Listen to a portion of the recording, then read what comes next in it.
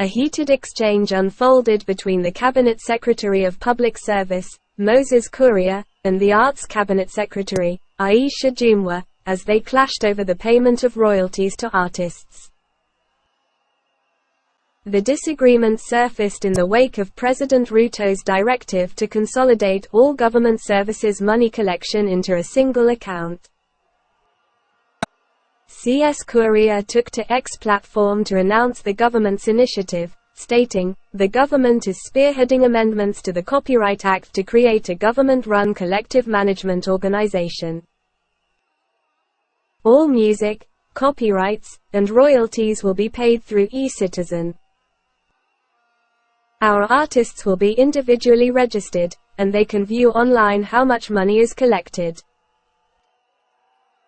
While Kuria presented this move as a step towards transparency and efficiency in royalty distribution, it did not sit well with CS Aisha Jumwa. In response, she acknowledged Kuria's zeal and government-centric approach, but clarified her ministry's role in the matter. Jumwa stated, "I like the zeal of my colleague and friend Honorable Moses Kuria, and in the spirit of a one-government approach, this opinion is valid.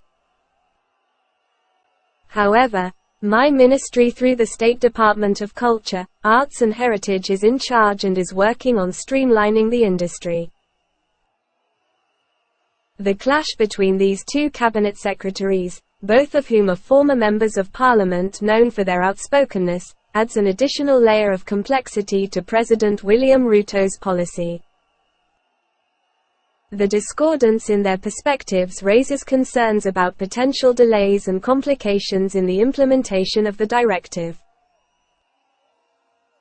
President Ruto's vision of consolidating financial operations into a single account across government services is now at risk of being stalled due to the conflicting approaches within his own cabinet.